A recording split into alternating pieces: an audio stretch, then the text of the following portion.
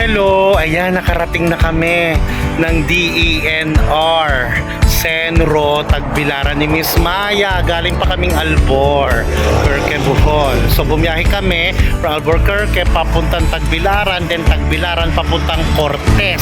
Ito po tinatawag nilang Cortez na lugar. Dito ang Cortez. Cortez na nandito ang DENR. Ayan.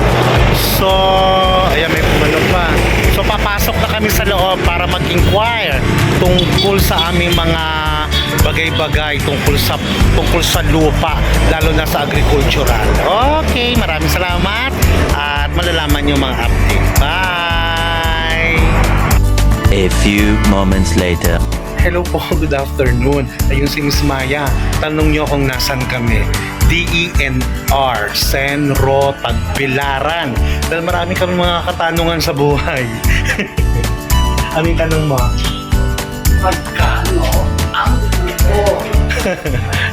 ang concern namin talaga is, unang tanong is papaano magpatitulo ng lupa ang gamit tax declaration. O, di ba? Oo, di ba? Bongga yung topic. Marami hindi nakakaalam dito. So, pinuntahan na namin ang DENR. So, nalaman na namin kung paano at ituturo namin sa inyo. Okay, o sige. Balik na, kala namin hindi kami makakapasok kasi kita mo naman yung outfit ni Miss Maya. Tingnan mo naman yung outfit ko. Ayan, tingnan mo rin. Diba? Ayan. Ngayon, so at least nakarating na kami. Mission accomplished kami sa aming lakad sa araw na ito. O, sige. Bye! Ito ang opisina ng DENR sa Cortez, Tagbilaran. Actually, pag nasa Tagbilaran ka, ang sakayan ng Cortez na transportation doon sa may DQ.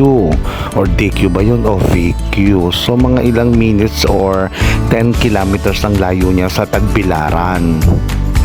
Ang mga empleyado naman ay very accommodating. Talagang i-entertain ka nila kung marami kayong queries o kung ano mga katatungan, talagang sasagutin nila ng maayos. Okay, marami pong salamat sa DENR Tagbilaran.